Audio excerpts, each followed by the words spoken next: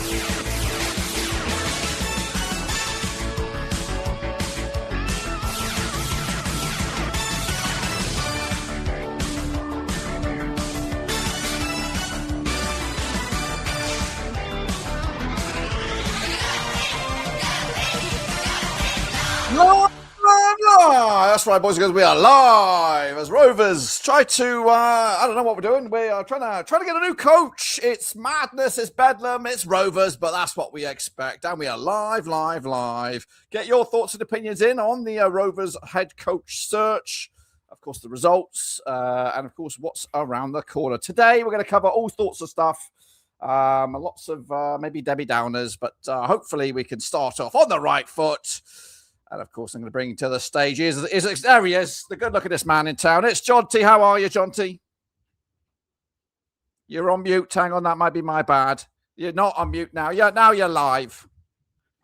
I forgot what I was saying. I think I was saying that I feel probably better than Blackburn Rovers do right now. We're just a wounded animal, aren't we? We're just a wounded animal. So no, we are a wounded animal. Did you catch the game last night or yesterday? Yes, I didn't go to the game. I've got my tickets for QPR. I've got my tickets for Derby. I went to Ipswich, of course, but the 12:30 kickoff and other park run director duties made me not go to that one. And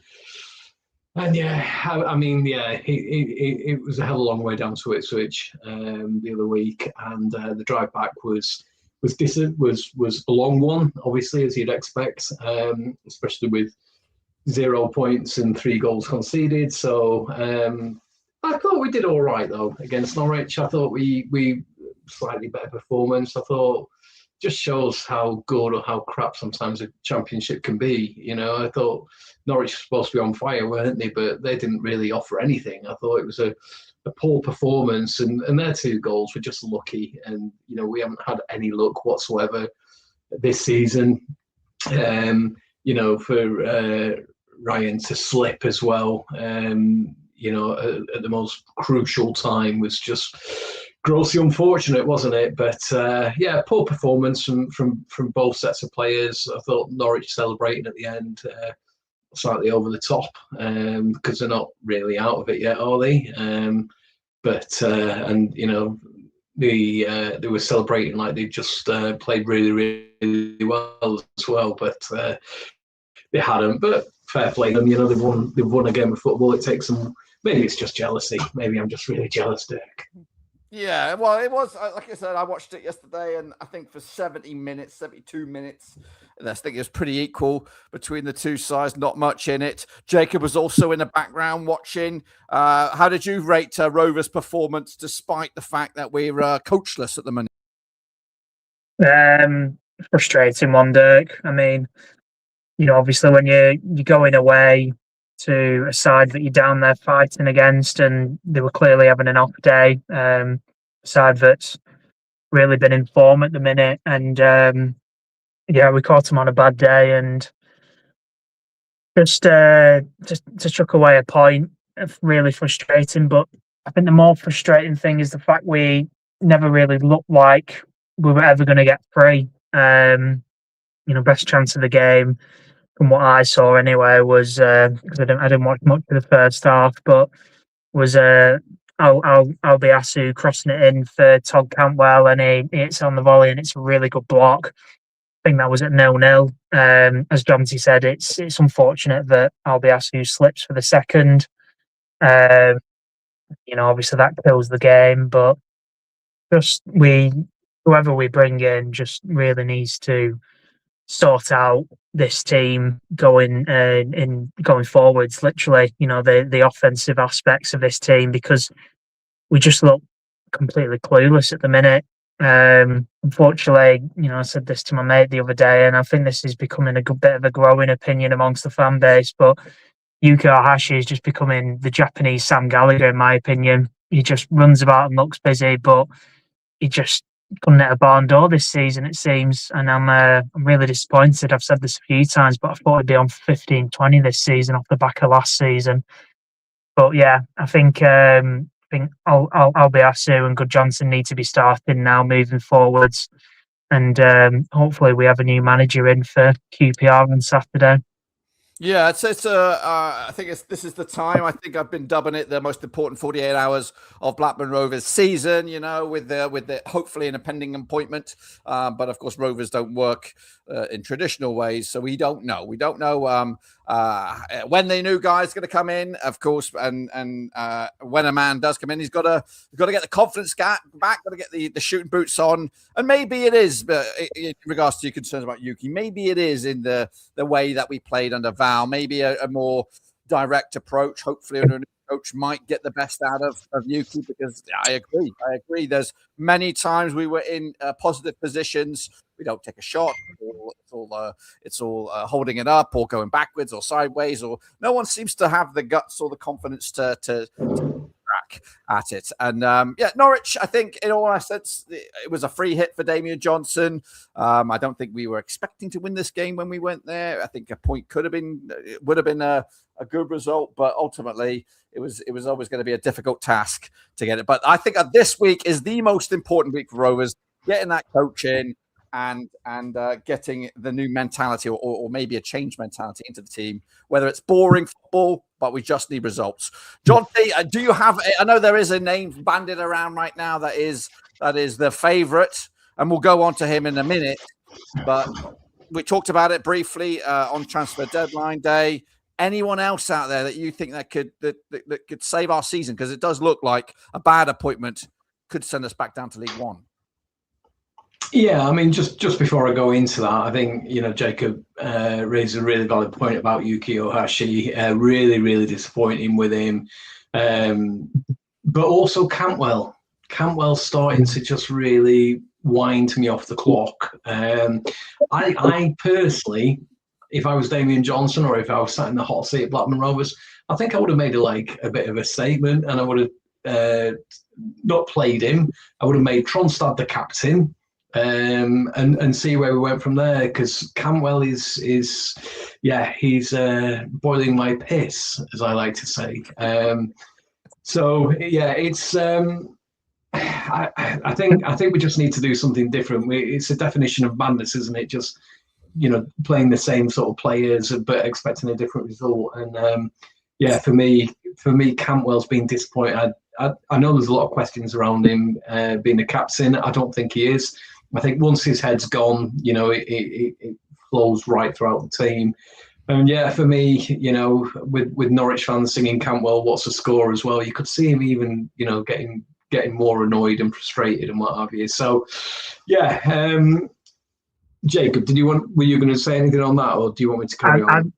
No, I was just going to pick up on that. I think Cantwell being made captain at the start of this season really showed where we are as a squad. I suppose the fact that he was the person we picked as our captain, and I get in terms of quality on the pitch, in terms of quality as a player, he's got the most amount of raw talent out of all those players. But when you're losing the likes of Travis's and Dom Hyams and stuff, proper leaders, people who've played a lot of games at this level and whatnot, and that's who you're picking as your captain, someone who doesn't really show much character out there in terms of steel and what you want from a captain. I know, Tronstad wouldn't be a bad captain, but I think he's not the most vocal. He's not a Lewis Travis. He's not as animated on the pitch and whatnot. But he probably is the best out of a bad bunch right now. But I think, we were discussing it in our private group chat on WhatsApp. But I think when the new manager comes in, I think Todd Cantwell will be dropped as captain. I think that will be a statement, and I think that needs to happen. I'd be surprised if it doesn't. And I think we do need a more, back to basics manager who's going to say, right, who's the most experienced steel kind of guy in this squad, and you probably pick Tronstad out of that and give him the armband. Yeah, I've always hated a striker being a captain. I don't agree with that. For me, it's just, I think a good captain at Blackburn Rovers at the minute will probably get the best out of Cantwell on the pitch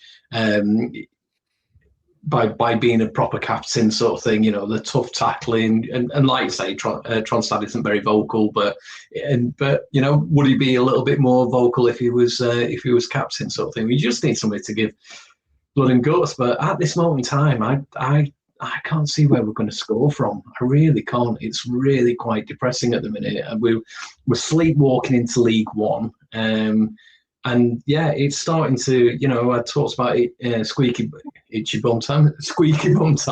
That's a completely different subject matter, isn't it? Squeaky bum time. But now it's I don't know what the next level to squeaky bum time is, but.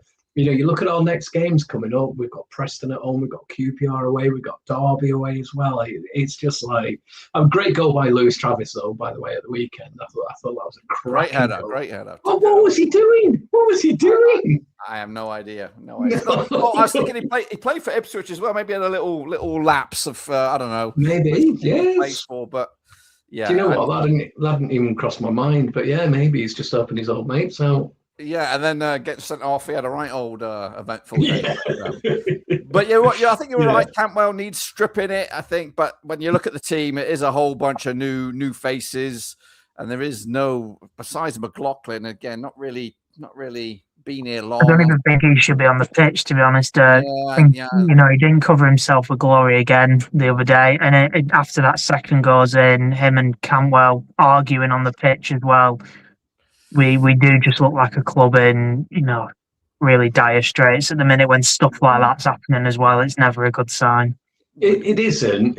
I agree with that. It's not a good look. But also, one thing it does tell me is they're both passionate about the club. So, I've had it in my line of work where, if two people want to sort something out and they've been arguing, I'm relatively okay with it as long as it doesn't, step over any marks or anything like that, because it means, and it tells me that they're passionate, they care about it and what have you, where, people that are quiet and, for me, they're not as good.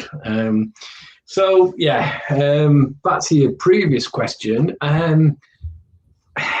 There's a part of me that doesn't want to make an appointment immediately.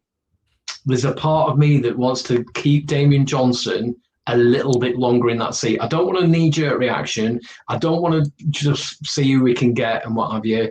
And the more names that are being banded around once we've taken the sort of dreamers, the dream appointments out of it, I'm just thinking, I think Damien Johnson, you read his, or I read his interview the other day, and saw it on the Rovers page as well. He's very passionate. He's Blackburn through and through.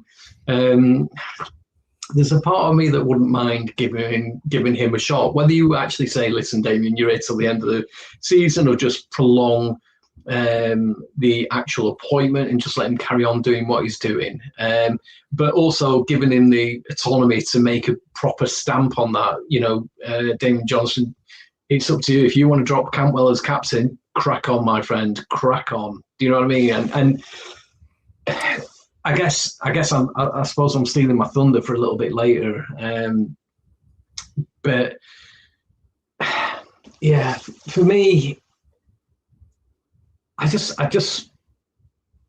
and I'm reluctant to say it, but I'm going to say it. But League One is looking a little bit more likely, unfortunately. And I think I prefer to see somebody like Damien Johnson in League One that knows the club, knows the academy players really well. And unfortunately, that's where my head's at the minute. We maybe need to be planning for the future. And it's paining me so much to say this, but I think that's probably where we are at this moment in time.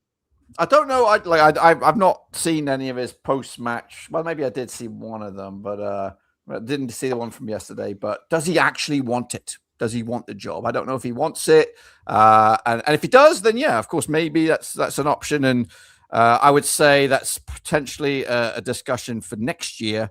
I still think we still have a season to save here, and I honestly don't think Damien Johnson will be able to do it. I do think we need that EFL experienced coach if we're going to give ourselves our best. I like it. I like your idea. I do think because that could be the clean break maybe that we could need, getting a guy who knows the academy, breathe through some of the youngsters, and we've got a really good academy. We see it on the results and the players that have been put through. But I still think the season needs to be saved.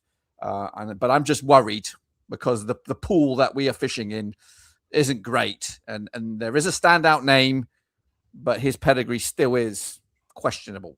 Jacob, what do you think? I agree to some extent with Jonty. Like, once you take kind of your dreamers out of there that, we would have been lucky to get, it isn't a great pool we're fishing in, as you just said. But, now that Leicester have had that points deduction, they've just been dragged into things.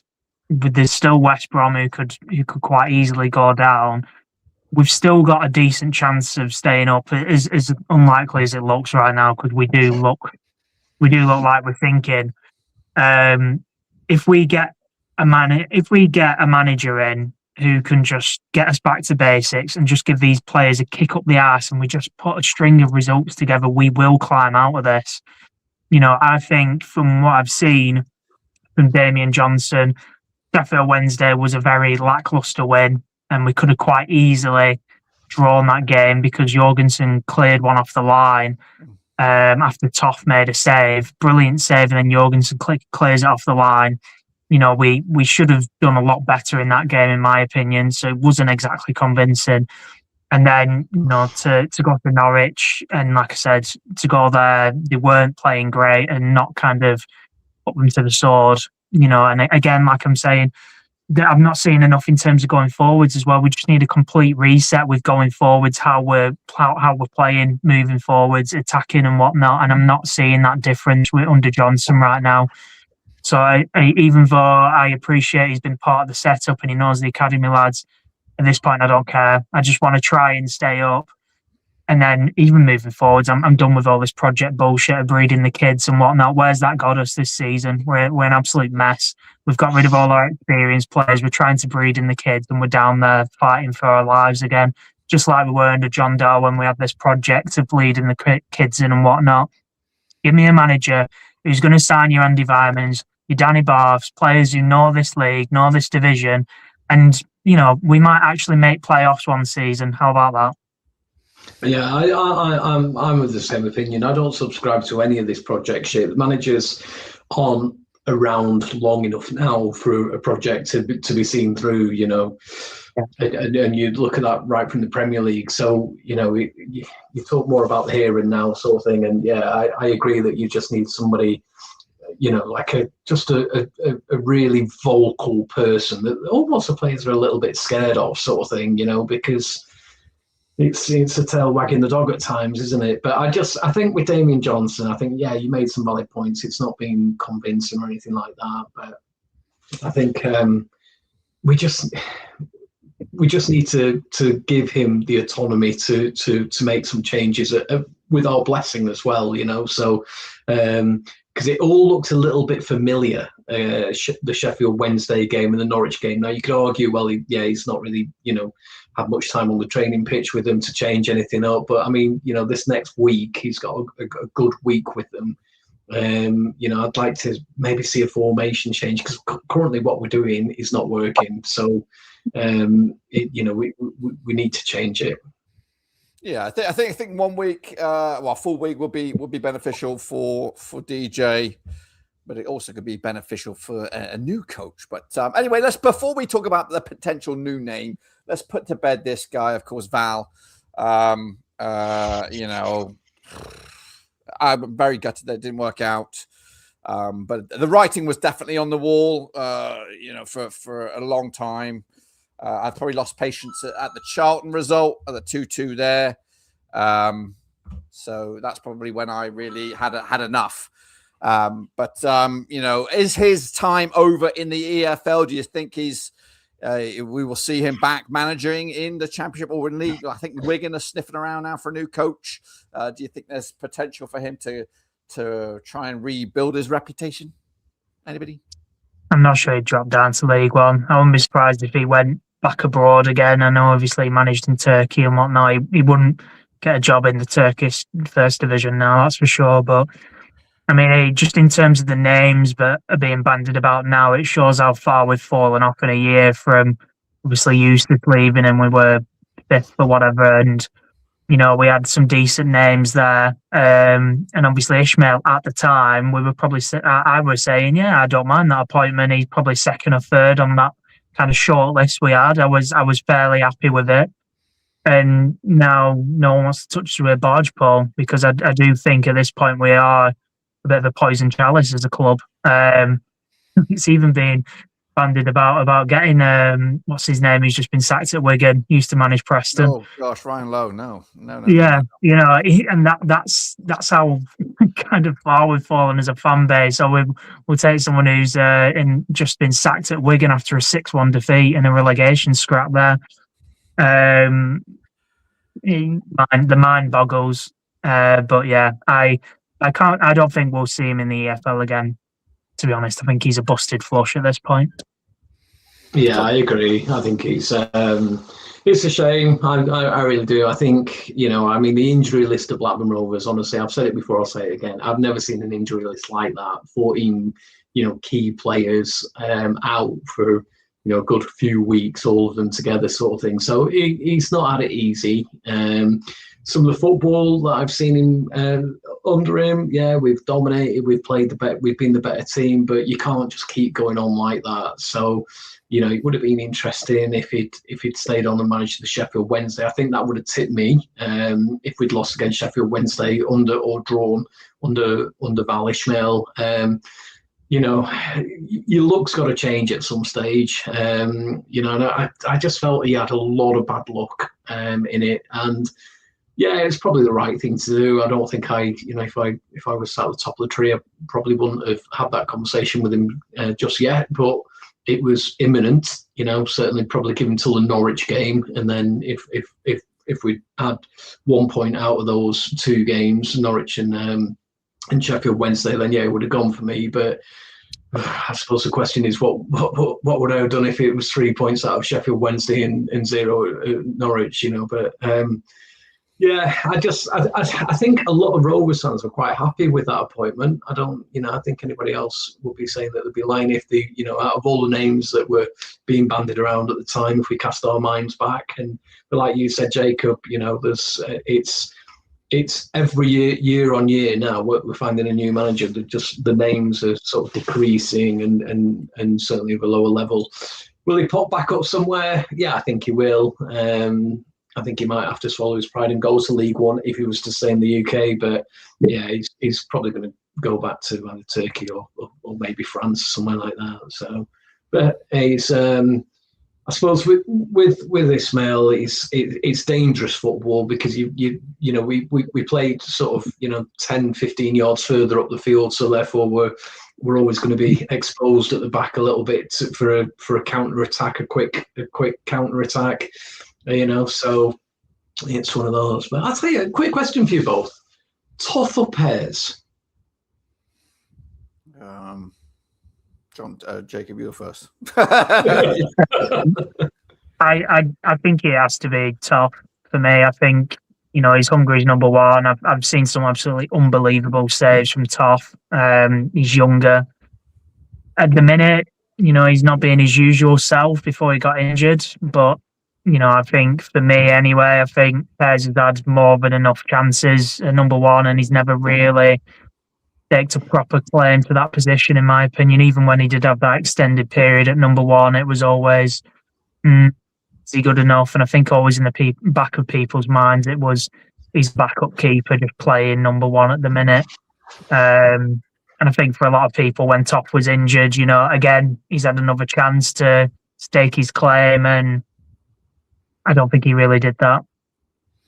Yeah, I think Toth is our number one. I'm hoping that he will be here next season. That's my worry, is that he might do. We got down no chance. You think Toth? Well, I'm still hoping on the other side that we make it. And even if we do make it, I still think he will be sold because I think with his he has done himself a lot of credit in regards to international football. He's now, like you said, made himself Hungary's number one. And he wants to maintain that. So I think, if we do go down, probably will be sold. And I just think that he will probably want out anyway in the summer. So Pears could potentially be the option that we have to revert to. I think there's a part of me, I think I prefer Pears. I think there's one piece of Toth's game that just isn't working for me at the minute. He doesn't command the box as well as what he should do. There's too many crosses. You watch. He's forever. He stays too much on his line. He doesn't come out and command the box. And I'm not saying every single time, but he's just. I don't know whether he's not as vocal as Pears or something. There's something missing from his goalkeeping skills, and I think that's it. I think for me, it's just. He's not communicating as well, shouting mine or keepers or, even if he's just going to punch it or something. But I always feel a lot more nervous when Toth is in the nets and crosses are coming in or corners are coming in or set pieces from either of the wings, because he just doesn't do as well from those set plays as to what Pears does, is my opinion. And unfortunately, in the Championship, you get quite a lot of set pieces coming in at the minute, and I'm just a little bit nervous. I don't think that's ever been one of Pears' strengths. Well, my mind goes back to, I think Derby was the first game Pears went in, and I feel like Eustace targeted that, knowing Pears was in net, and I think he scored 2 headers, if I remember right, one being off a corner. I don't think that's ever been one of his strengths, to be honest with you. But, yeah. I mean, I think they're both great shot stoppers. I think Pears has done really, really well, recently for us, as Toth has recently. But for me, I cast my mind back to Ipswich, the own goal that Cashin scored, and why he didn't get a shout, because there was no threat whatsoever there. Nobody running in. He's just, I know Cashin's panicked a little bit, but I think if the keeper had shouted, keepers, then Cashin would have given up on it, and we can give these seminal examples, but I'm just I'm leaning a little bit more towards Pears. I always feel a little bit more comfortable when Pears is in the nets. It's that kind of edge of seat measure that I have, that when it's Toth in the goal and the opposition are on the attack or a set piece, I don't sit as easy. No, yeah. Well, we'll see. We'll see if we do get a new coach, and if he does decide to change it up, and that's what I think we need. We need somebody to come in here and make his own claim and rip up the tactic board and start again, or go back to basics. Well, the man in the spotlight right now, or in the target or the crosshairs, should we say, is this man. I've got some stats and stuff on there. That's his playing career. I'll talk about that in a minute. But Gary Rowett is the favourite with the bookies. There's some tweets out there from various in the know, supposedly in the nose, that's saying it's his to turn down. There is a bit of a dilemma, which I did on a video earlier today, that we are not. He's got options. There's a couple of other jobs out there. One being Leicester City, who he played for in the past. That's why I put that little graphic up there. He played for them. So maybe he'll lean towards that one. And again, I'll bring up his track record. He has managed a lot of the clubs he has played for, Birmingham being one. Burton he did as well. Derby he played for. So he has a track record of going to previous clubs as a manager. His numbers are right there. Prefers a 4-2-3-1. And again, he's got a 1.48 points per match ratio, which is pretty solid. Yes, a lot of people out there are harping on about his 8 games at Birmingham, second stint there, which got them relegated, and is questionable 1.14 points per match ratio with Oxford, which is his last post. This, for me, on paper, looks like, I know at the back end of it is not great, but is the right call. He is the one that's out. When you look at the check boxes for Rovers, he's out of work. He's EFL experience. He's got a point to prove. I would say, it's the new Neil Warnock of today. I know he hasn't got the promotions that Neil Warnock had, but of what's out there, I think this guy does tick the boxes. But again, he's not exciting. But maybe that's not what we need. We need a kind of guy that's going to hopefully get the results in quick, get the points in that we need, drag us up the table, and then we can figure out the next bit later. Again, it's not nailed on. It was looking promising, and of course now Leicester maybe they've got more options in regards to potential managers, but are also murmuring around this one. Does he get your juices going, Jonty?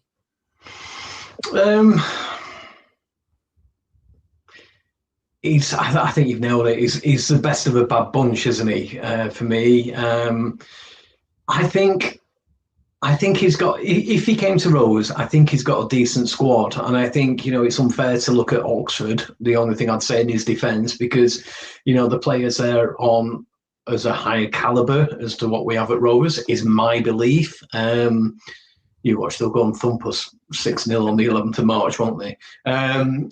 So, yeah, I think if he came to Rovers, I think he's got a decent squad to work with. Equally, he's got a much better squad at Leicester, but also he'll be, really into the Lions' den there if he went all the Foxes' den even.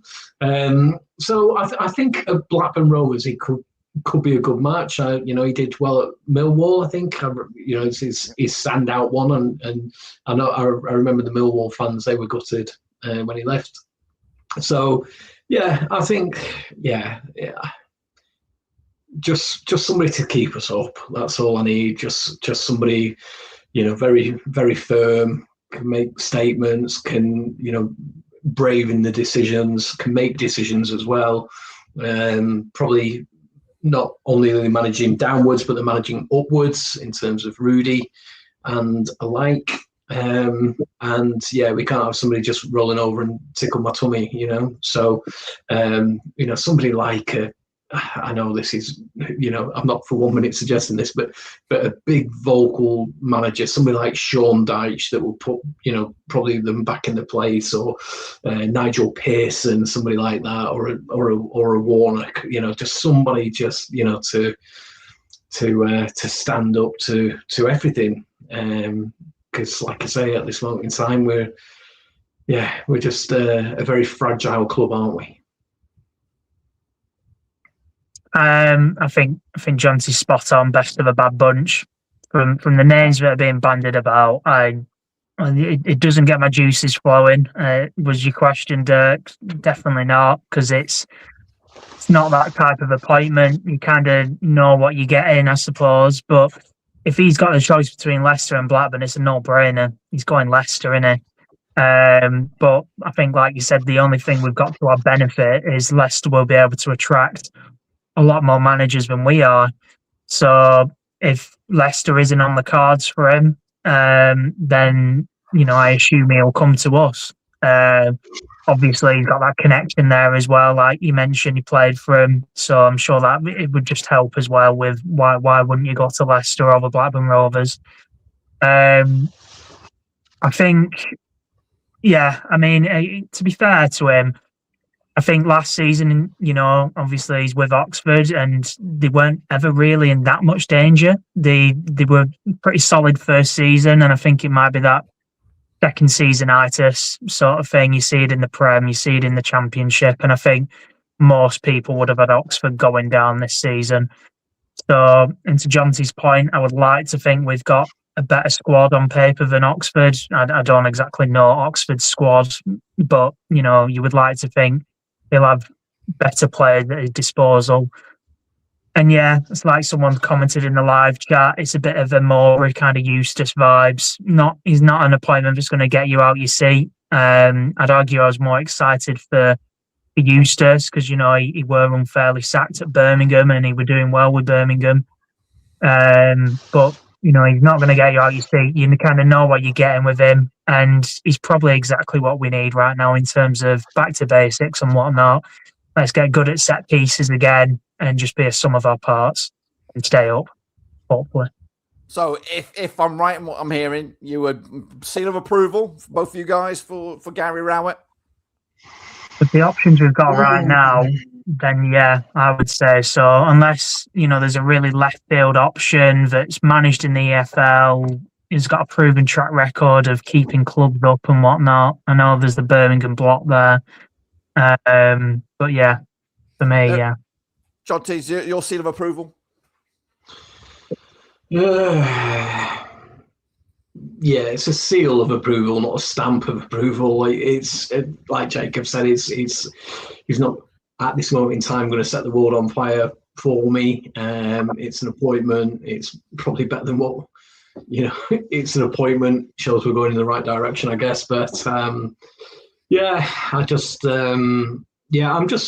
genuinely worried. If he does play a 4-2-3-1, did you say it's kind of broadly similar to what we're playing now, or it feels certainly like that. I think Ismail's downfall for me, regardless of who we're playing, we still played two defensive midfielders.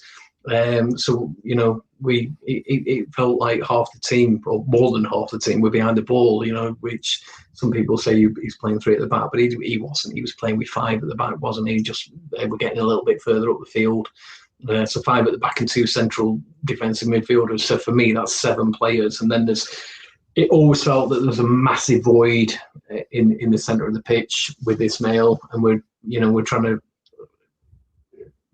pull it off and rely on people, forward thinking players that just didn't and couldn't and wouldn't put it forward. There's a lot of sideways and backwards passing, just nervousness and lack of confidence sort of thing. So yeah, I think Gary Rowett, long answer to your short question, I think Gary Rowett would hopefully bring something different and stitch the team together.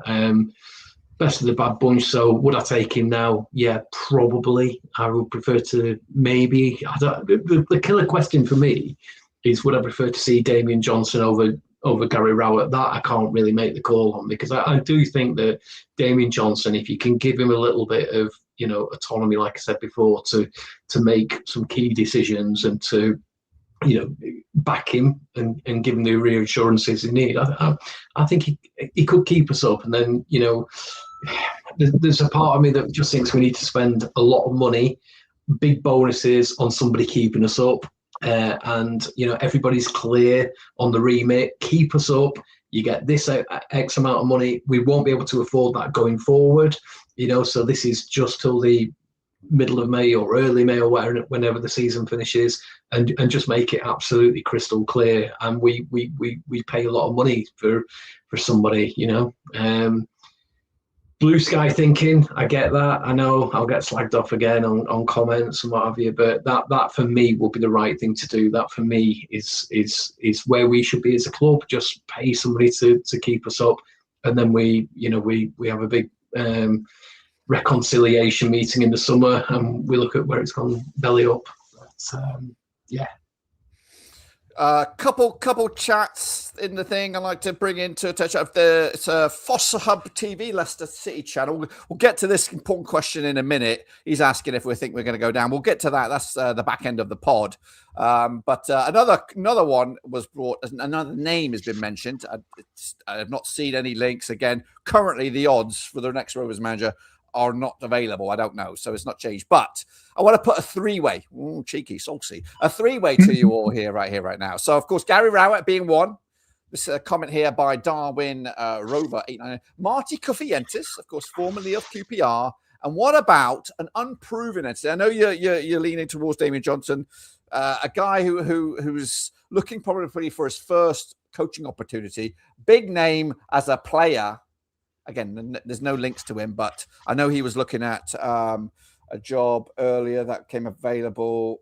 But long story short, John Terry. How about John Terry, Damien Johnson, not Damien Johnson, John Terry, Marty Cufientes, or Gary Rowett? If you had to choose now, we'll start with Jacob here first. Out of those three, John Terry, again, has not been linked. I don't see anywhere near the odds. But there are other names out there, other fish. Ole Gunnar Solskjaer was another one. But John Terry has been looking for his first coaching opportunity. I don't know who the previous job that was available down the foot end. He was in the mix, but didn't get it. But he could be something.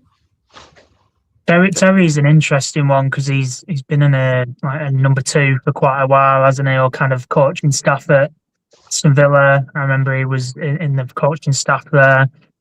I think the only thing that's going to, turn all these kind of managers off, because people were banding about Gerrard on the last pod we did on deadline day, is just these big name managers are always going to be able to draw better clubs than us because of their big names. And unfortunately, as I said, we are poison chalice right now because of the owners, because of the board, because of the negative feeling just as a whole around the club. It'd be a huge risk for John Terry to come into this club, because if he doesn't get that first kind of appointment right, then he might not get another one. So as much as John Terry would be interesting and it would kind of excite me, I don't think he would. And also it's a huge risk. You don't know what you're getting with him. It's a proper roll of the dice. Cufientes, I saw that banded about on Twitter the other day. I don't think it'd be the worst appointment. I think from what I kind of saw, he's done some decent work in the past. But yeah, I don't know. Between him and Rowett, I'm not really sure, to be honest with you. I think for what we're in right now, probably Rowett. But I think he did keep QPR up that season when he came in, didn't he? So I don't know. John T, those three. I know John Terry again, long shot, but not likely. Not even in the conversation. But I do think the job that he was linked with was not a big fish. It wasn't a bigger opportunity. I can't remember some of the recent. Well, while you think about it, I'm going to go and try and dig out who was sacked recently that it was considered. So, what do you think, John T? Well, don't go too deep into it, because this is only going to be really quick. It's all speculation, isn't it? But listen, we're not in a position to gamble. So John Terry is a complete no-no. From the start, we need somebody that knows the league, that has maybe proved themselves previously. Gary Rowett, I guess, he knows the league, so I would have more faith in than taking any other gamble. So yeah, that's me. But yeah, there's a part of me is, let's not, QPR is going to be a really, really tough game on Saturday. They got whooped 7-1 back in September time, and then they went on this amazing run. And then they fell off a bit again, and then the back on it one of my mates at work, he's a massive QPR fan, and so we always exchange messages on a Monday morning about our team, and yeah, as long as I can remember, he's really, really happy with QPR. So where was I going with that? Yeah, we're just not in a position to gamble. Yeah, I just maybe keep Damien Johnson, just maybe see what he can do for QPR game, and if that's a defeat, which there's a good chance it could be, then yeah, we might have to look elsewhere. I think my problem is with keeping Damien Johnson on again is we're just burning through games. And, there's only, 16, 15 games left now, something like that. Yeah. How many more points can we, gamble with Damien Johnson? I think let's get someone in before Saturday, personally. But equally, Jacob, if we kept Damien Johnson in and he went and won at QPR on Saturday, does that change your prerogative? Not really. I like even last season when Law was managing after Eustace, when we went to West Brom, and bloody brilliant result that, weren't it? We played him off the park. Even Matt Targay scored. That was in harmony almost, wasn't it? So and even after that, I still weren't thinking, give David Law the job. I just think, especially this season with the current state we're in, I just don't think you can be taking those risks. And I'll hop onto that. We're already doing without a CEO. Damien Johnson's got his own job to do. We're pushing Damien Johnson into the managerial hot seat. Then there's other vacancies to fill. We're already stretched thin in some senior. I like it. Hey, I'm all aboard the Sam Allardyce, Phil Jones thing. That would have been fantastic. Getting Sam Allardyce to the end of the season, Phil Jones understudy, then kind of hand over the reins. But that's not going to happen. So there's someone we need to talk about, a former Rover, Robbie Savage. Savage. Yeah. Robbie Savage was getting banded about earlier in the week, and even put a video out and saying, "No, I'm not going." Yeah, well, I think with Robbie Savage, don't get me wrong, he's earning his stripes in the non-leagues, and you can say the same for Dave Challoner, who's doing wonders at Stockport. He got Stockport from non-league into League One and now competing for Championship. So he's definitely Dave Challoner's definitely a name I like. Robbie Savage, I think it's too early to be pushing him into a hot seat such as Blackburn Rovers. He did put the video out to kind of calm the nerves for the vegans, that is Forest Green Rovers. Again, that if we look at some of the other names, Chris Coleman of the world, the Wayne Rooneys and things like that, Robbie Savage would definitely be above those. But Gary Rowett stands out by a distance ahead of Robbie Savage. And who else is out there? Graham Alexander, a name that was supposedly let loose by In the Know, but he only gave the initials GA, which also could mean Gareth Ainsworth, which is a Rovers fan. His stock has plummeted since his Wickham days. He's had a shambles at QPR. He did a shambles at Shrewsbury. Gillingham should have been promotion contenders. They are mid-table with Bradley Dack. So, it's just daunting that the other names that have been softly linked. And some other people bring this attention that we might be linked with some of these other names as a tactic, like Chris Coleman, like Robbie Savage as a it could have been this, but then you get this, which is not that amazing, but it's definitely far better than the Chris Colemans and and again, Chris Coleman had his time. He's been out of work for 10 years in the UK. He's got Rovers links, but I don't know, that would worry me. That was it's just not for me. But Robbie Savage, I think potentially, I think he does need to earn his EFL stripes a little bit, and maybe that'll come in about 5 years with the Forest Green. You mentioned Chris Coleman a minute ago. I don't know. I was quite a little bit excited by his name being bandied around, sort of middle of last week, sort of thing. I thought he might do a bit of a job for us. I suppose he excites me a little bit more than Gary Rowett. No way! Yeah. You know what? Sunderland till I die, Janty. Oh my life! Yeah, Well, do watch that. That's your homework. That's your homework. Watch the Sunderland Till I Die documentary series with Chris Coleman in charge. He signed Jason Steele. That's all you need to know. Oh, okay. I retract everything. We'll edit this bit. We're not live, are we? No, we're Thank not God live. for that. No. Good. No, he is. I think his ship has sailed in regards to managing in England. I think he can still do a job abroad. He's been managing in like Greece or wherever, Belgium and stuff. I think his window within the EFL is closed. I think I'd rather have Steve Bruce than Chris Coleman. I'd rather have, who else? John T, you on drugs?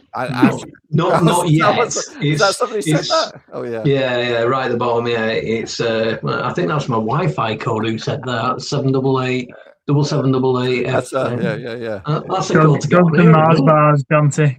Yeah, Mars bars. Yeah, I'm still wired to it. This people think it's my headset. It's not. It's just straight into a Mars bar. But yeah, I don't know. I don't. Yeah, Coleman, Mullen, Rowett, John T. Someone's just said Dean Smith. That's a name I haven't heard in a while. Yeah, well, again, we will again. We have to look at this from a Blackburn Rovers point of view. Dean Smith in work, Dave Challoner in work, Graham Alexander in work. We are not paying compensation for a manager. This is Blackburn Rovers. We didn't go all out for a striker. We didn't. We are corner. You can attest to this with your fans forum knowledge and all that. We are cutting corners left, right, and center. I don't see us making a bold move to bring somebody from another club, which is going to cost Rovers money. Whereas Gary Rowett, Chris Coleman, other names, they're available. You don't have to pay that compensation. We're not gonna do that. To be fair, I think Stuart Wallace has nailed it. He wants my wife to be manager. I think he's asking, should my wife be the manager? Yeah, bloody hell. She puts me back in her place. So I'd rather have your wife than Chris Coleman. That's how. Is that it? How low I. Well, did he mean Wi-Fi code when I said it's at my Wi-Fi code? I said Wi-Fi code, not my wife. But anyway. But yeah, we won't go for those. We will go for an out of work manager. Unless, hey, I am here to be disappointed by or shocked by Rovers if they do that. But I can't see it. But regardless, it's the man in the spotlight, and he has got a squad to work with. And we did add some names in the transfer window. Again, we talked about it briefly on transfer deadline day. Who wants to go first? Kind of give you a synopsis or your vibe on the player. Because you don't know, well, you might be able to see. No, you can't see, but you don't know who's coming. And give your vibe. David Wagner is out of the work as well, but I think he's distanced himself. But who wants to go first? Oh, you two. I'll let Jonty go first because I haven't seen much of the new signings, so I'll let Jonty go first. Well, so what I'm asking for is how your excitement level from 1 to 10, and then at the end of it, the window. 0. No, you're not this guy. I think I'm gonna get. I've not seen him yet. I know. You're gonna be not surprised, but so we're grading 1 to 10, and at the end of it, the window, you grade it 1 to 10. 10 being amazing, 1 being shite. So what are your thoughts so far on this guy? No, I like him. Yeah, I like him. Am I rating him out of 10? I don't know. I was reading the comments. Sorry. 9 out of 10. Really good. He seems that next level. He scored an own goal, but I've already shared my thoughts on that. I thought Toth could have commanded. You watch it back and you'll see what I mean. For me, he should have had a shout. But no, absolutely solid. What I liked about him at Ipswich is, when a player scores an own goal, normally they have the tail between the legs. They start sulking a little bit, but he was absolutely going all out. And then he scored for us as well. Really well taken goal. Teaching Yuki a couple of things up there as well.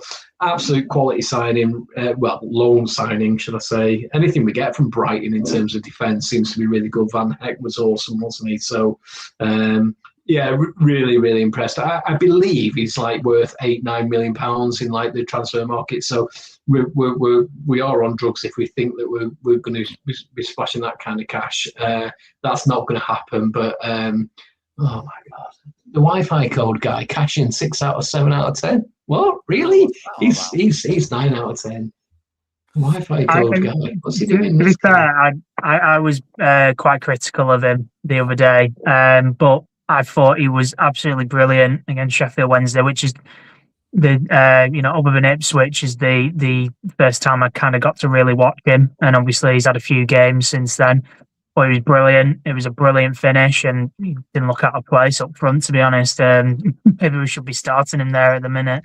But again against Norwich, not as good.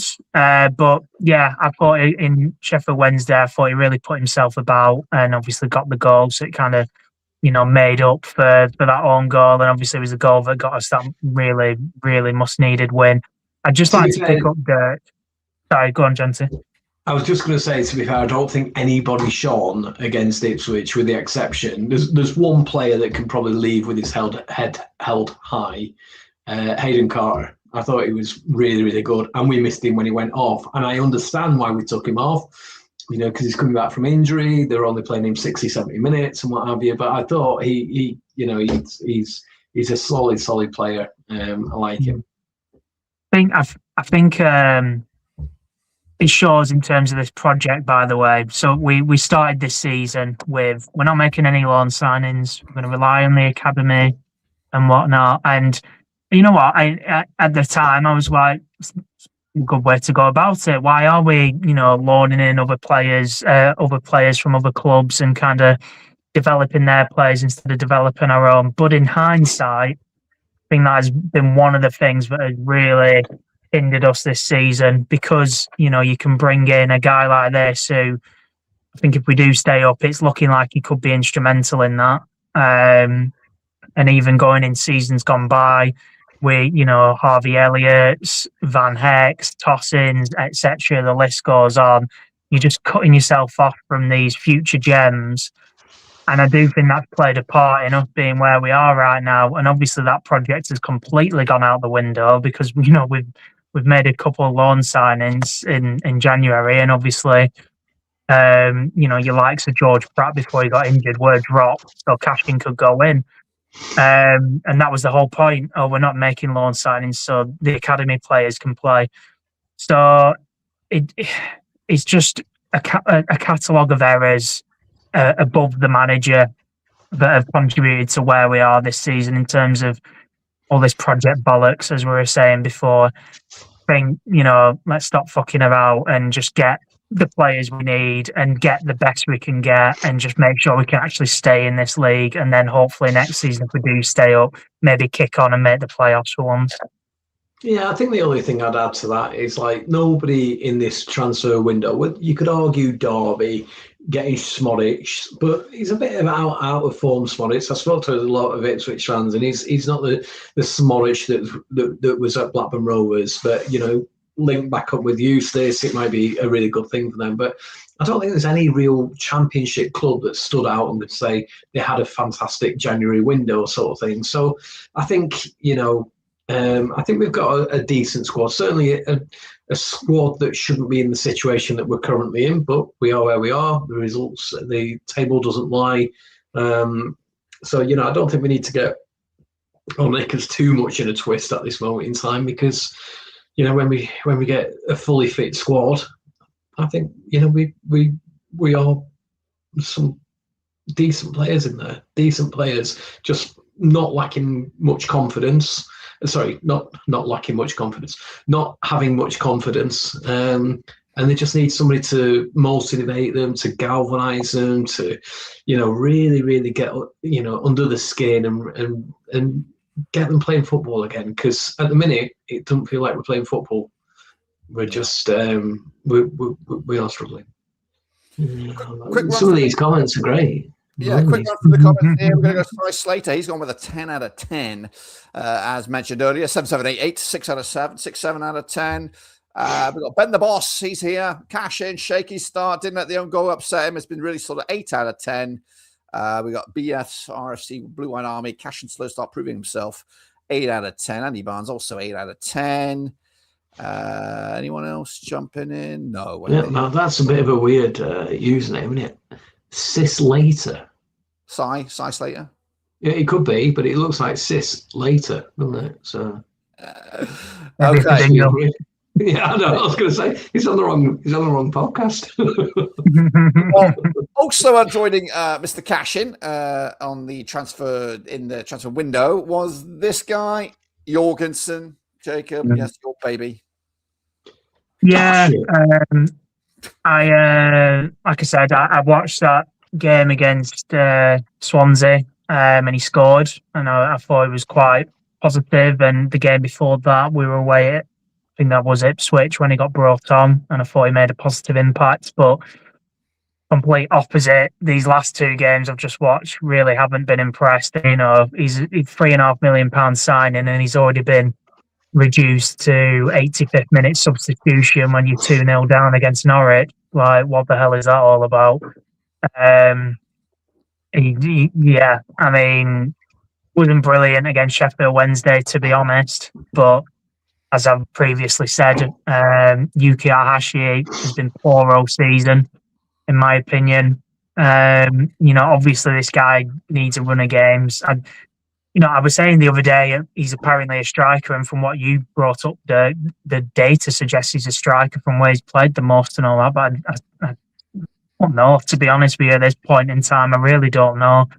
I question whether we maybe need two up front with him and a good Johnson. I feel like when Yuki was playing at his best, it was probably when he was up front with good Johnson this season. But do we go back to the two up front? I don't know. But yeah, at this moment in time, I'm very undecided. So I'd have to give it a 5, I suppose. Straight down the middle, do a Denver. In his absence. And yeah, I mean, just quickly, I think considering we got this guy and the other guy who we signed, and neither of them I'm really sure are properly strikers. Obviously, we let Gay go, who, albeit isn't really a proper striker, I guess, but he was a striker. Kind of disappointing when, the main thing that has cost us so far this season is not being able to put the ball in the back of the bloody net. And, we haven't gone out and got someone from League One or someone proven at this level. And, we splashed £3.5 million on someone who is an unknown entity who could go on to be a brilliant player for us. But the odds on him hitting the ground running, as we've seen with all the other foreign players we've brought in, it's hard. So I would have much rather, with the state we're in, go out, get someone from League One. There's a lad from Barnsley or somewhere, spend that £3.5 million on him. And if it doesn't work, it doesn't work. But at least you've done the right thing by getting someone who's proven in English football and knows the game. Couple of comments. We got 78788. He says a 5 out of 10 for Yorkshire. Not seen enough. Andy Barnes, 6 out of 10. Needs more time. We've even got as low as 4 out of 10. Brendan Boss Jackson first since that goal, really done nothing, and less than Ohashi, but that's saying something. Yeah, I'm not convinced with him, to be fair. You talk about giving him game time, but the good quality players, they don't need game time. Look at Cashin. He's probably played similar amount of games for Blackburn Rovers, and already he looks like a bit of a standout player. For me, I've got a genuine concern. I agree with some of the comments, 4 or 5 out of 10. Started off all right, but then he's just, a goal should give you more confidence and what have you. But and this is a concern when players, a bit like what Jacob was saying, when players are coming in from a league that they're not familiar with the championship and things like that. I don't know sometimes if they know what they're in for. And yeah, he just looked a bit of a headless chicken against Sheffield Wednesday. He wasn't making the right kind of runs. He was very quiet. It's almost like we're playing with 10 men at times. When you have that kind of player that can make such a difference out on the wing, and the wing might not be his place, but we did play him up front for a short period of time. And I agree with Jacob. I think he might be a player that he needs somebody alongside him to hold his hand, or exceeds when the team's doing well. But yeah, in this dog scrap that we find ourselves in now, we need somebody to absolutely stand up and be counted. So I'm not going to cast an opinion per se on him in terms of chastising him, but I do have a little bit of a concern. You want somebody to go to that next level. And I'm not seeing that. Cashin scored a great own goal, but then went out of his way to make to put his wrongs right. Yeah. Well, we did see the final bit of business. It was the day before transfer deadline day, and we had a cameo yesterday. And there's Dapo. I don't know. What's his second name? I don't know. Adaflauflen or something like that. Dapo came on, and I think he played all right in this cameo, but we were chasing the game at that point. But formerly at Bolton, played over in the Bundesliga. His permanent deal, 18-month contract. I'll let who wants to go there? Jonty? Oh, what you got here? Yeah, it's very, very early days for this guy. He wanted the ball. He seemed enthusiastic enough. Bolton fans wax lyrical about him, but that's League One. No offense, Bolton fans. I'm not slating you or anything like that. So yeah, I did see. Yeah, great League One player. Might be one. You never know.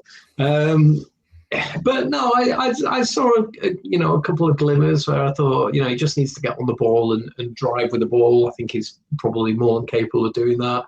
So yeah, I will cut this guy a little bit slack because he's been in League One. He's gone across to Germany. He's now at Blackburn Rovers in a dog scrap. But there's a little couple of buds coming out of him. So yeah, I'd like to see him start. To be fair, I'd like to see him probably this week a full week on the training pitch with other players, getting to know them and things like that. But I think he's probably had more touches in the first couple of games. Last sort of 15 minutes of the last game rather than Jorgensen that for me hardly touched it against Sheffield Wednesday. He really didn't, and that's my concern. Don't get me wrong, he's not the new Matt Targay for me. I always cut players aside, but there's a little bit of concern there. But no, I'm wanting the best for the guy. Yeah, of course. Casey's donated again, Dirk. By the way. Yeah, I was gonna say something. Give her a moment in the spotlight. She says, "Hope those going to the fans forum tomorrow hold the traitors to account." That's aimed at you, Jacob. We'll talk about the fans forum at the back end of this, so you can tell them what's on the horizon, and maybe give a little bit of a glimmer of what you're gonna hold them to account. But it really is like the traitors do with a round table when you walk in. Yeah, well, it's going to be a pivotal one as well, I would imagine. But with lots to talk about in that, and hopefully you'll be able to get your opinion out there. What's your take on this Dapo fella, though? Chris Brown, Nathan Delfonso is being suggested by Darwin Rover. Yeah, those cool. Days. I was I don't know. At points, I thought he looked a bit exciting and kind of offered something different to what we've seen recently. But there was a part of me that thought, is he doing a bit too much at times? I thought he was maybe doing one trick or one skill too many. Is that to try and make an impression on the fans? Obviously, you get on the pitch we're 20, 30-minute cameo, whatever it was. And I think we're 2-0 down at that point anyway. So, was he just trying to make a good impression? I don't know. But I think obviously when you're 2-0 down, there's a time and a place to do certain things. And it wasn't the time or the place for me anyway. But there was something there, I thought, anyway. And I mean, I guess we'll have to just wait and see. Obviously, there's only so much you can see from 20, 30 minutes. But I think, like I said, I think the most disappointing thing is the fact that it seems like this guy and Jurgensen between them, who are our attacking reinforcements, I'd be shocked if they got more than 5 goals between them between now and the end of the season, which is just not what we needed. Especially the amount of goals we're scoring right now. But I think probably the biggest, I think you might highlight it as well, the biggest takeaway from the transfer window is we never got that striker. But I'd like to argue, or not argue, but highlight the fact that I saw a lot of other clubs doing this, pissing in the same pond, all screaming out for that number 9. So they're not readily available. It looks like. I was hopeful. I guess Rovers had better ideas. They decided to sack the coach instead of firing at number 9. So if you want, maybe John T, give us your grade between 1 and 10. 10 being an amazing window, 1 being the worst window you've ever seen in your life. What are you? What's your opinion? It's a Denver, isn't it? It's a 5 out of 10. But I don't, like I said before, I don't think any championship club will be, absolutely. I can't remember a championship window like it in terms of there's no, apart from Smollett's going to Derby, but there again, it's only because I'm passionate about Blackburn Rovers and Smollett's and what he did for us is because that's what stands out in my memory. But the January window is always a bit of a false economy. For me, it's probably a 4 or 5 out of 10 if I'm being deadly honest.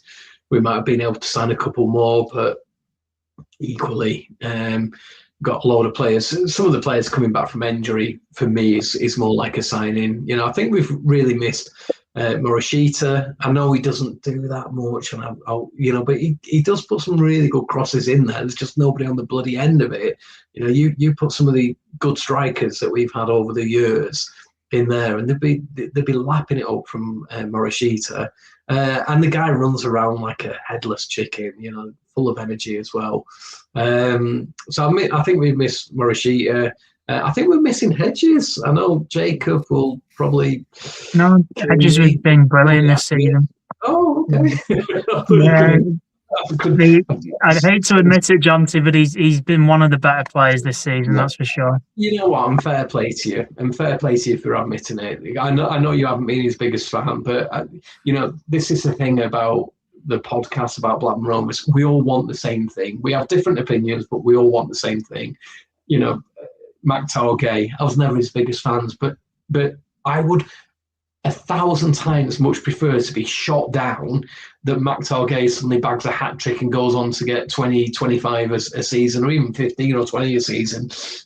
I'd much prefer to be shot down and end up with egg on my face. And you know what? I'm old enough and ugly enough now to, you don't need to confirm that in the comments, by the way, guys, to take that on the chin, But no, I think Ryan Hedges has been a big loss for us. I don't know. He brings a different sort of karma out on the pitch as well. He's been really, really good for us this season, and I think him getting injured hasn't helped us one bit. So someone's putting in these comments now. Hedges is our only leader. Oh wow! Wi-Fi code actually agrees with me on one thing. Great. Someone's made the interesting point about Tajon Dirk, because he was bandied about that he was going to Arsenal, weren't he? From what I've heard, obviously that's not happened. So, at the minute, I think I'd rather chuck him in over a UK at the minute. Just roll the dice, and especially if Damian Johnson's still there, I'm assuming he knows how good he is. So, do you do that? But in terms of my rating for the window, it seems like Cashin's improved the team, so that's obviously good. I've no idea about Dapo, no idea just yet about Jurgensen, but I'm thinking from what I've seen, Jurgensen's not going to be doing too much from now till the end of the season. And obviously we got rid of Gay, which was needed, and we got some decent cash for him. So, but as Katie put in with another generous donation. We needed that Santa Cruz kind of number 9, didn't we? And that is a big blow. And I will definitely be asking that question tomorrow at the fans forum: why have we not got brought someone in who's going to get us 10 goals from now till end of season and really keep us up? Do the Sam Smodic's job of giving us the best shot we can. So for me, I'd have to go a 3 or a 4. I'm leaning more towards a 4, I think, just because we sold Gay and he really did need to go. Yeah. I'll tell you what, somebody, Darwin Rover put in about Barry Banham. He would have been a great sign. I think I called that out back in December that, we should have a cheeky bid for Barry Banham. I didn't think in my wildest dreams that he would actually leave Sheffield Wednesday, but he has. He's gone there. And I was listening to Talk Sport or whatever it was the other day, and, they kept going over to Millwall. And sort of every time they went to the Millwall game, it was all Barry Banham sort of thing. He would have been a great signing, and he's going. Don't get me wrong, from one shit house to another shit house. Let's be honest, but he's used to that, isn't he? So. Yeah, it's gone from. I think he's gone to the Millwall club is a strange one, but they are doing great things right now. They're flying. They're finally make it this year, Dirk. It's something we couldn't do. I think he's dying breed is Barry Bannon. He was very loyal, and again, a player that goes under the radar, does all the stuff before the stuff. I think they picked up. That's probably one of the sneaky, besides Smodic, one of the signings of the season. But yeah, big shout out to KD once again, donating. Bring back David Bentley, MGP, and Rocky Santa Cruz. Quick run through of other opinions about the window. John T's buddy 7788, 3 out of 10. KD's gone with a 5 out of 10. She also says that's being generous, Jonty, for something you said a minute or two back. Darm Rover 4 out of 10. Cash and decent signing jury is out on the other players. I think that's the only one that I sort of missed. How do I get rid of that? I agree with Wi-Fi though. Hedges is our only leader, so I think that's the first time me and him actually agree on something. Someone else brought in another candidate. I'll get to it in a minute. Another Katie, come on, you're doing crazy. I'm going to have to take a day off tomorrow. I understand where Jotty is coming from, and it's good to have different opinions. However, we seem to be told things every year, and it never happens. We are like the Churchill dog jammed. And again, big shout out, Katie. You're a superstar. I've never heard that saying. One of you two boomers are going to have to explain it. Boomer, oh my. Well, it's like a nodding head kind of thing. Nodding dog. Right, nodding dog. Okay, yeah. No, I get that. Another shout out here for a captain, Lewis Miller. Anyone? No, I Tronstad, Lewis Miller sort of thing. He just need that strong, vocal, passionate person that has fire in the belly and gives a shit. And that's exactly what Lewis Miller is. Just question if he's only been here 6 months. I think that's the only thing that goes against him, but he's definitely the right type of character. I mean, Sheffield Wednesday. Yeah. He goes over the advertising board and he's straight back on the pitch 5 seconds later. Yeah, it's like they play Australian football and rules, whatever they call it. But just before we move on to that, but all these guys in the comments, there's a join the chat button. Join us, absolutely join us if you want to. And I don't mean that, I'm not being facetious when I say that. It's just genuinely join us. It's great to have other people. I'm fed up of looking at all Jacob's long hair and what have you. So making you jealous. Oh, big time, mate, big time. What else have I got for you guys here? Okay, so whoever is the new coach coming in, got to work with these guys. And again, we do lack that number 9. But first on the block is QPR. They're coming into this with this kind of form. They drew. Who did they play? They played Coventry, didn't they? Wasn't that yesterday? No, they drew with Charlton. They drew with Charlton. That was on the box. That was on Friday night. But yeah, look at not a bad run of games here. They did beat Coventry at their place, but they did lose to Wrexham as well. But only 1 win in 5. Yeah, but Dirk, on that, because I was telling you about my lad at work that's a big QPR fan. They literally, I think if you dig deep down into it, I think Wrexham did what they did to us, but they scored 2. I'm pretty sure. Last minute. Was it 96th and 97th minute? Yeah. Yeah, so, but apparently Wrexham were pretty poor throughout the majority of the game, but scored on the 96th and 97th minute. Oxford are just a, tough team to play against. Probably Rowett was still there back then, wasn't he? But no, I mean, generally speaking, they're in pretty good form. Well, remember as well, but that one was against Coventry. He would. Yeah. Oh, sorry. So I was just going to say, it's worth remembering the beat City would as well when we were actually in a pretty decent run of form at the time. I thought we were going to put them to the sword because I think that wasn't long after they'd had that batter in, which you referenced before, Dirk. But yeah, like you said, they just completely turned things around after that.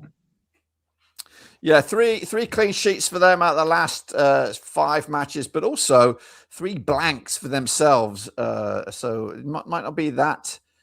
Again, they did. Coventry's game is quite prominent because it was at their place. But what's your hopes for this game coming at you at the weekend? Let's assume. What shall we assume? Should we assume David Johnson's in charge, or should we assume we have a new man in charge? Either way, John, what's your prediction for this game? What's Katie all about? Before we go into that, Katie Talks Rovers. It was £5 before, now it's £10. Whoa, easy, guys, easy. What's this all about? She's supporting the channel. I appreciate it. Oh, okay. And she's now she's talking about captain material, talking about Cantwell, and yeah, we've done that, Katie. You should tune in earlier. It was terrorised. Yeah, I agree. No, I agree with all that. So Wi-Fi code thinks you should be the next Rovers manager. Wi-Fi code. I'm loving this guy, honestly. We agree on a couple of things, though. To be fair, Deneve. Yeah, I read one of the previous comments about Deneve. He's been really, really poor. I think even my left foot could probably do better than Deneve's left foot at times. But Ford Ryan, who does the panel want for the next round? Hey, watch it from the start, mate. You can't just barge in like that and just expect us to. Okay, yeah. What does the panel want for the next Rovers manager? You need to start from the beginning. QPR, mate. I say it every vlog. I'd take a draw now. I really, really would.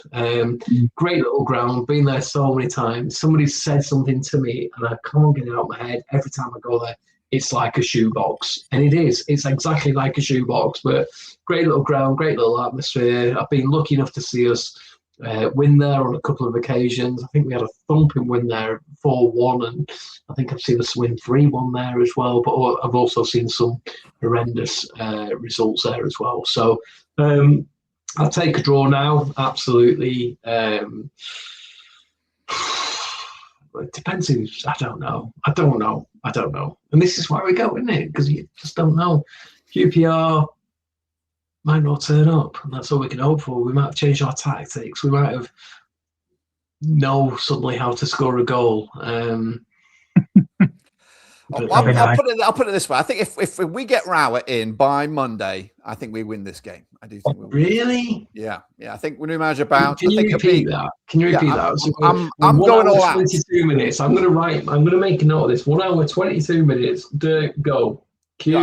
What I'd say we win this game against QPR if Rowett is in the dugout, or if not in the dugout, he has to be hired on Monday. It can't be later in the week. I need him to have the full week. I need him to get his approach in there. I think we win 2-0.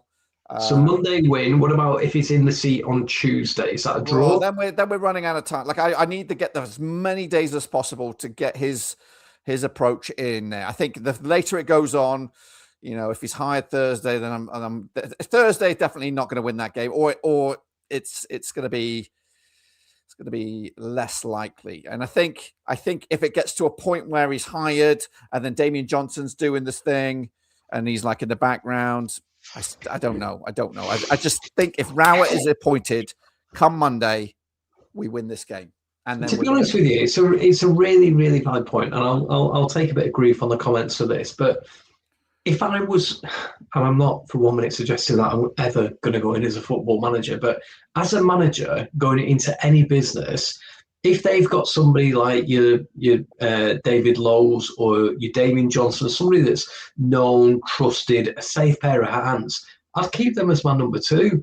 But they always bring the merry men in, and that doesn't always look after the mates. Yeah, they look after the mates, and when Ishmael went, the coach went as well. Okay, so that's fine. I get that. They've gone, but Damian Johnson wasn't part of that bit. So surely you would promote Damien Johnson as assistant, or is there a crossover?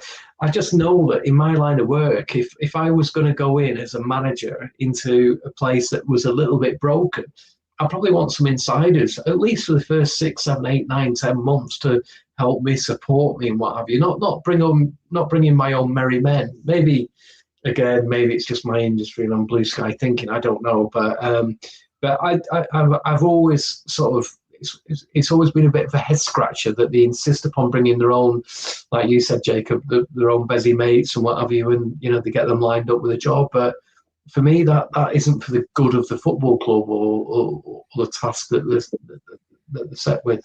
I could see both sides to that argument. I think you're right with the you try and trust your guys that are in house. I get that, but I'll also get that comfort in numbers. If somebody's going to come in with a new ethic, you got to have your supporting crew preaching your opinions, your message. Trying to get the rest of the guys on side. This is how we're going to do things now. If it's only one guy battering up against 25 players.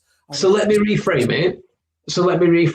I think if it was the start of the season and everything's level and we go again, fair enough. But we're talking February and we're staring down the barrel of relegation. So this is where I'm saying maybe keeping your Damien Johnsons, your David Lowe's and people like that, because we've had each February now has been for the last 2 Februaries. This is our 3rd February that we're changing the manager in different circumstances, albeit.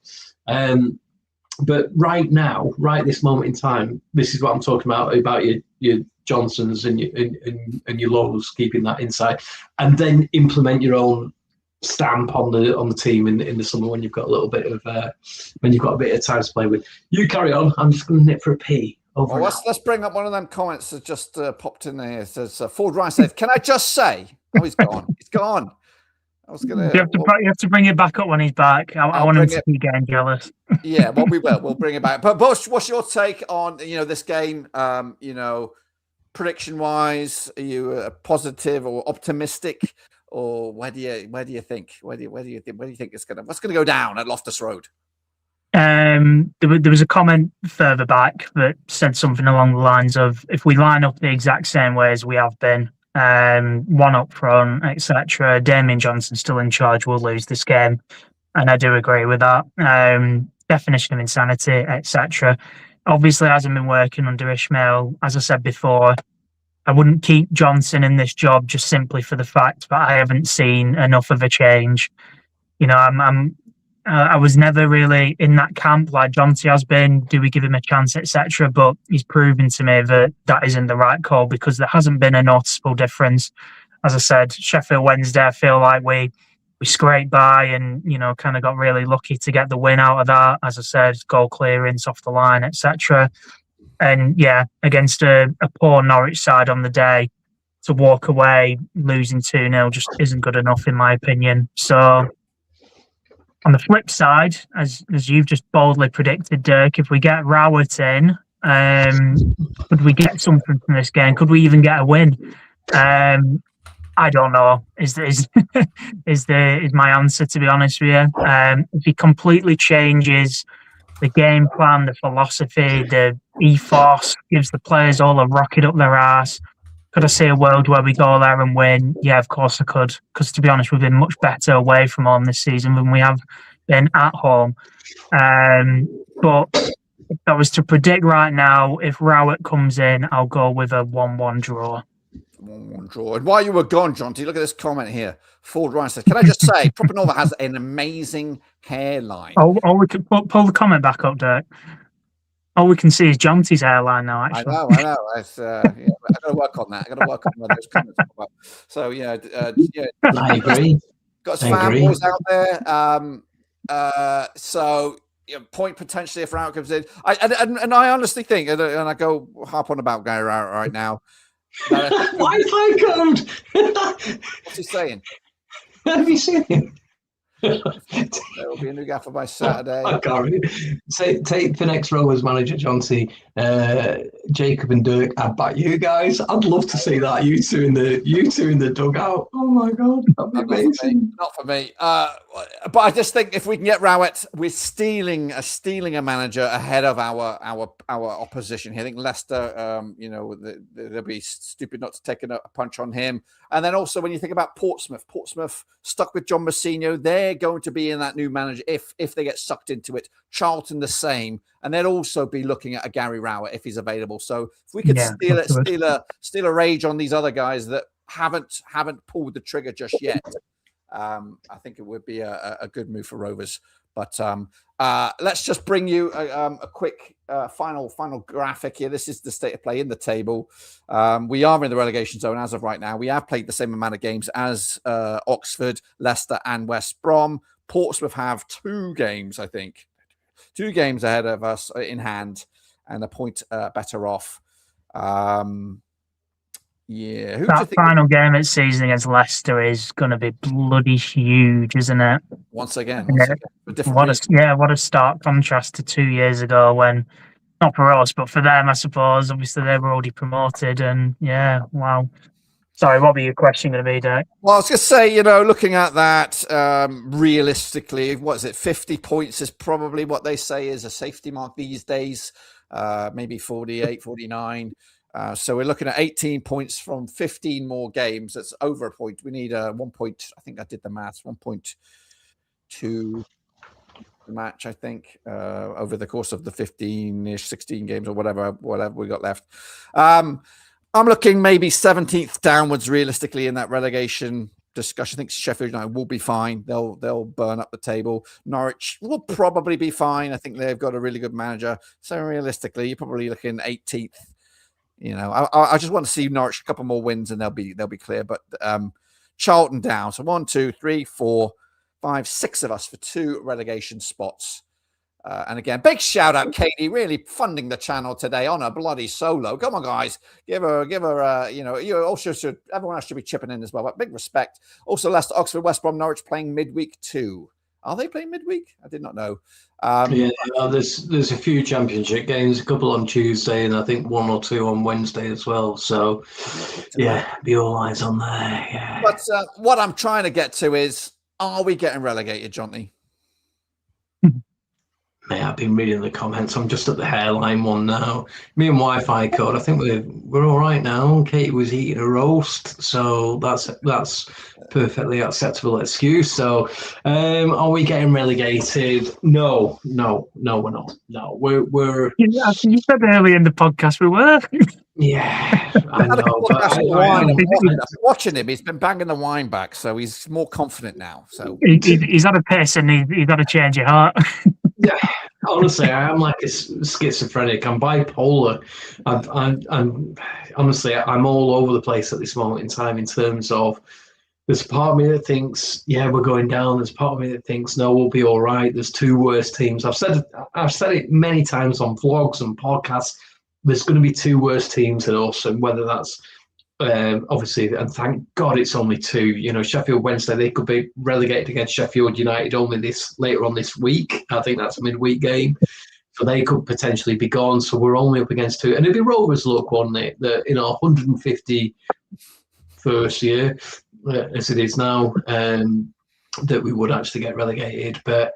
I've said it all season that there's going to be 2 worse teams. I just can't see where we're going to score our next goal.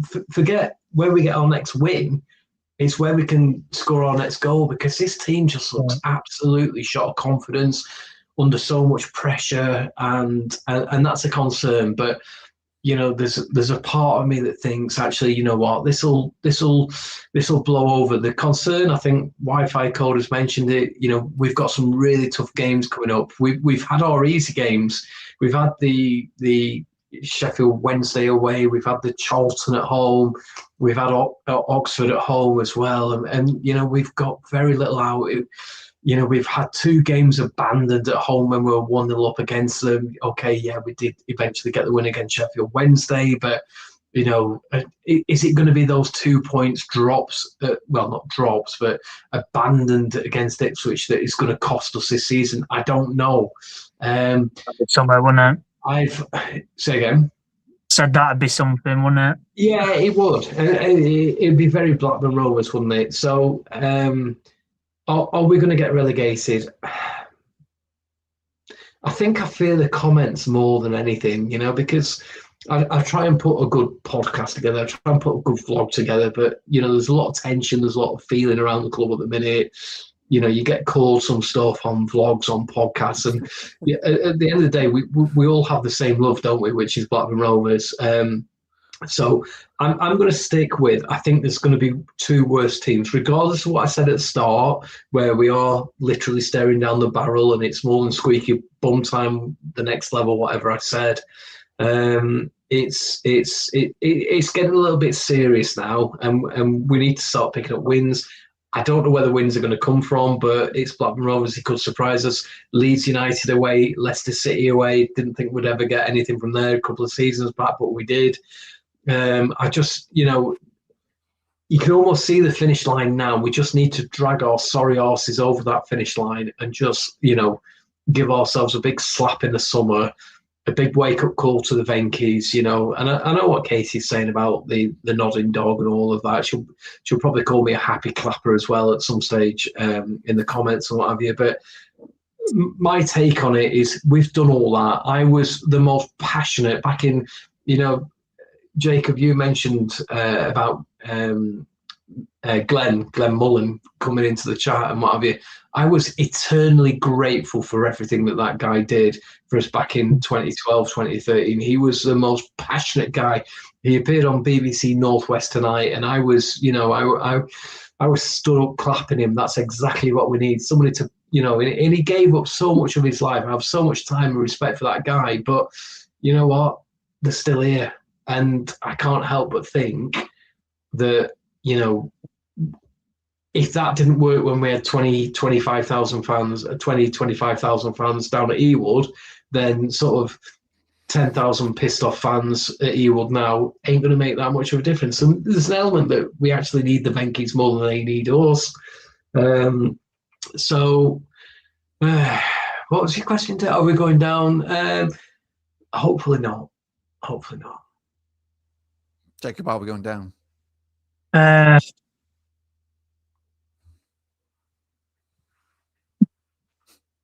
West Brom is my only hope right now, because they do look like a ship that is well and truly sinking. But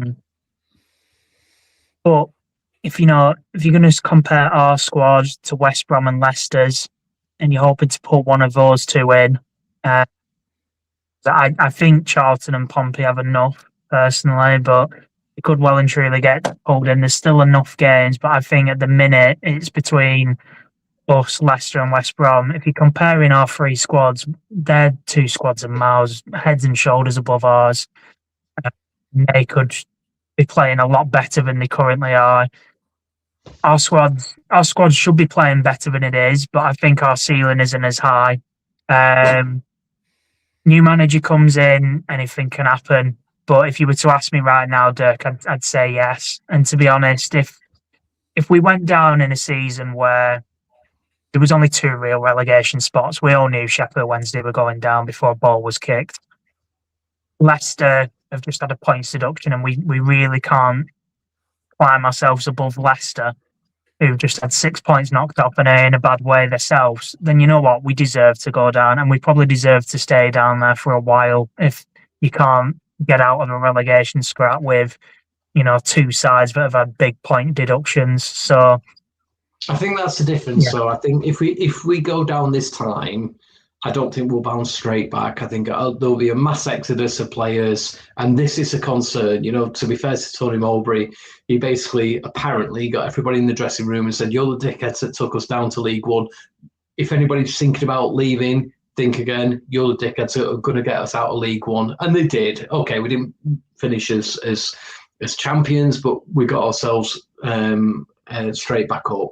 And we had a bit of a rocky start, shall we say, to League One. It's a different kind of league. But my concern this time is if we go down, I think there will be a mass exodus, and I think we could be the next Bolton or Portsmouth, whatever, and it's, all things like this come round, don't they?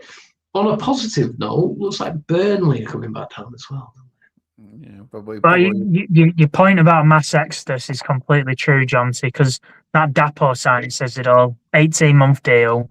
But if we do get relegated, he's got a year left, and it gives him an easy exit, and we make a bit of money off him. I won't read too much into that, mate. I won't read too much into that. And I know you could put a negative spin on it, but 18-month deal is a strange one, I think. I think for a club in our position, somebody that wants to progress a career, I think it's, listen, I don't agree with it. I'm not saying that for 1 minute. I just understand it, but I think there's a lot of things that you can just spin, not you personally, by the way, just spin and put a real negative slant on it. And, for me, I've said it before, I've said it again, all this turning off the taps and what have you, for me, doesn't work. If our owners of skin completely get it, I would stay away as well. I don't want Venky's there any more than the next man does. I'd love somebody to come in and buy us and love us and put their arm around us and cuddle and caress us. But that ain't going to happen, unfortunately. So we need to make ourselves a really viable proposition for somebody. We need to make somebody think, actually, you know what, this is a decent club with people that are prepared to put a lot of money into it. We had 25,000 there in the Premier League. There's nothing to say that we can't. There's a lot of stay away fans, and I get it. But equally, they're only staying away at this moment in time because of the football and the league that we're in, not because of the Venkies, is my personal opinion. And I'm more than happy to chat about it with people that want to join the chat rather than just slating us in the comments or anything like that. More than happy to. It's just the same love, isn't it? Just a different opinion, And it's healthy. It should be a healthy debate, shouldn't it? We need to somehow move this club forward. But it's a sorry state of affairs. It's a bit like watching a poorly dog at the minute, isn't it? We're a wounded animal. We should take it to the vets. But the vets is closed at the minute, isn't it? That's how it feels. Yeah, I think analogy. I think that just makes this appointment massive. We got to get the new appointment in. I think when you look at our squad, when fit, it's not a bad squad. Cashin on the left, Alabios on the right, I agree. Miller. Who else is in the middle there? McLaughlin, maybe a weak link, but we've got good players. We need somebody to come in here like a Eustace, which I think is Gary Rowett. Get confidence back. He talks a good game. If you watched him on Sky Sports the other day, he talks a good game.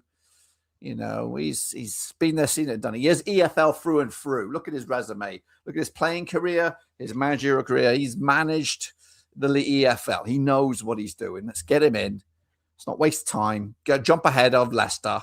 Jump ahead of Charlton and Pompey. Let's get these boys back playing somehow and get some wins, and then we'll take it from there.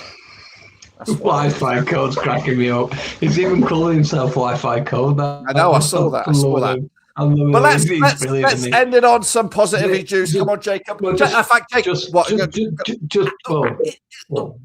go. I know it's your podcast, mate, but there's comments somewhere. Chris Moorcroft, 31 games down. The maths is simple. Points now.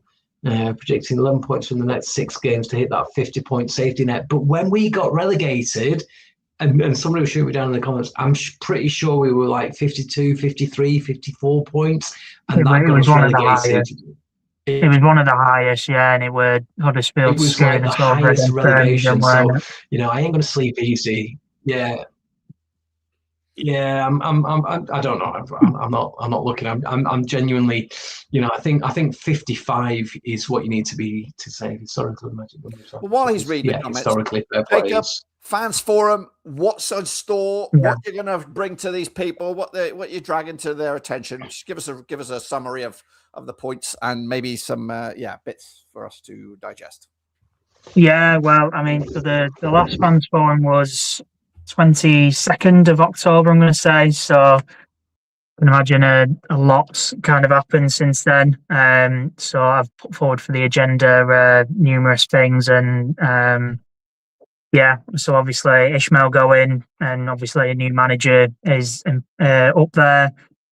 The CEO situation, obviously it's been 10 months now, maybe. I saw 8 to 10 months anyway since we've had a CEO.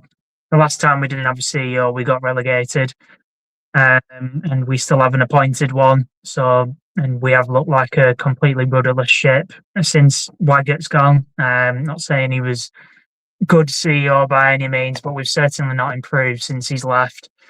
Obviously, the situation against Sheffield Wednesday, which has been mentioned on this pod, the abandonment, having 3 game abandonments within 12 months. If you're going back to last season with Pompey, to have 2 in the space of 2-3 months after we were promised in the fans forum in October that the situation was resolved. They got, if any of people follow me on Twitter, there's a picture of a pipe that was put onto kind of the River Darwen and all this sort of stuff. And Lindsay Talbot, the head of operations, had pretty much guaranteed that it wouldn't happen again. And lo and behold, it happened again, rather embarrassingly. So that's on there. The whole fiasco around the 150th anniversary kit. The fact we released it, not even in our 150th year, it was in the 151st year. We played in it in our 151st year. The mind just boggles why we didn't play in it on the actual game against Derby, why it wasn't for sale at that point, why it wasn't even for sale before Christmas. Complete missed opportunity and just a complete mismanagement of all things 150th anniversary. And yeah, I mean, the story nonsense. Yeah, that the new whatever, that Shannon court case or whatever. Yes. I thank you for reminding me. Obviously, the stuff around Macron being took to court, Macron taking us to court, sorry, because we have entered into a relationship with Castore whilst we were still in a contract with Macron, is the rumour that is going round at the minute. That's why they're taking him to court. The Isa brothers, or Isa brothers, whatever they're called, being one of the biggest, or if not the biggest, investor into Castore as well. So a lot to discuss. And I actually had a call with Duncan, one of the co-chairs and of We Are the Rovers, which I'm on the board for, which is, someone was asking before how would you go to the fans forum and all this. I'm part of the We Are the Rovers movement. We're having a call and we're basically just going to be coming gung-ho at the board. It's proved this season they're not fit for purpose. There's been a catalogue of errors that have caused us from dating back to, just asset stripping the squad at the start of the season. And then, as I mentioned, the pitch and all that. We need to hold them to account ultimately. And I'll just put a cheeky little plug in there. We've got a bit of a sale on at the minute with Rio the Rovers memberships. It's £1 to join, and we're just trying to build the base. Everybody, get involved. Sign up. Yeah. Support the cause. Yeah. So, yeah, a lot to unpick, and I'm sure there'll be a lot to discuss off the back of it. And hopefully we can kind of get an inkling if who the new manager is going to be, if it's not been announced already by 6:30 tomorrow. That's when it is. Yeah. Awesome. Johnsy, close us out. Any other good words of wisdom to wrap this sucker up? Or are you still reading? I can't follow that, can I? Yeah. You're in, No. The cat was scratching at the door. The cat was scratching at the door there, wanting feeding like myself. But no, yeah, it's a sort of state of affairs, and it's I see both sides. I just I can't help but get out of my head through thick and thin. If I die tomorrow, I've seen everything that I would want from Blackburn Rovers. I've seen us win Premier League. I've seen us win a major trophy, even though they call it a Mickey Mouse trophy for those that get knocked out in the early rounds. They call it Mickey Mouse, but for those that go into the final sort of quarterfinals, it's a major trophy. I don't think anyone that's not into football realizes how much of an impact it has on your life. Watching your team just suffer, and that's what we are. We're just when anyone says to me about being a Blackburn Rovers, I'm a long-suffering Blackburn Rovers supporter now, because this shit's been going on too long. It's I guess my only point that I'd make, and again I'll get some stick in the comments for it, is the Venky's out and all of that, and the forums and all of that stuff. Whilst I agree with it, for me it needs to be more consistent. Do it when we're performing, do it when we're doing well. But we've heard very, very little from the Venky's out and all of that from that crew until we saw not performing on the pitch, and that for me is disappointing. Like I say, I'm not a Venky's fan. If they could sell the club tomorrow, you'll hear the biggest cheer from my house ever. But it just needs to be consistent. It's not just when the team aren't performing on the pitch and there's a little bit of mayhem and stuff like that. For out the last 14 years, we've probably had, there was a load of good stuff from Glenn and the crew back then, and that went on, and I was part of that. I was the guy that was stood outside the Jack Walker stand, protesting with them, and then it kind of went quiet from there. So we just need to somehow, and I've seen it. I've read a lot of the comments. We just need to somehow survive this season and let this be a real shockwave across the bowels, and somehow get out of this. But there's part of me that can't see it at this moment in time. I think, I'm worried. I'm genuinely worried. Like I say, we've got a little bit of breathing space because one team, I don't say hopefully, because I do have a lot of time and respect for Sheffield Wednesday. I never will want to see that happen to any club, not even Burnley. That's a big statement. And to be fair to Burnley, even some of those, because I live in Burnley, they don't like what they're seeing happen at Blackburn Rovers. They want their rivalry. They want the bastards down the road. And football comes in cycles, and every dog has its day. I'm sure we'll come back one day. I just don't know if it'll be in my lifetime. But come on. We need to be positive. We'll be all right. And on that note, we're going to try and bring in Millie. She's been hanging on here. Are you there, Millie? She may or may not be there. She says she can't hear anything. You're in the spotlight, Millie. But oh, you are. How are you? That's been a while. I can't hear any of you. I don't know why. Oh, it's bloody the system. I don't know what it is, but it's good to see you. I really don't know why. Okay. We love you. Yeah. All right. I don't know what it is. But anyway, that's Millie. She was there for a second. But I got to get going. Super Bowl Sunday. Let's go. Watch that madness. Thanks again, guys. You legends. Yeah, I'll just say quickly, Dirk, that the live chat's been brilliant tonight. I won't keep you away from the Super Bowl, but the live chat's been brilliant. So I think moving forwards, we should definitely do more of these live podcasts. Really get the fans involved, and it's been good for them to add to the discussion. And Katie, thank you for the generous donations. It's very generous of you.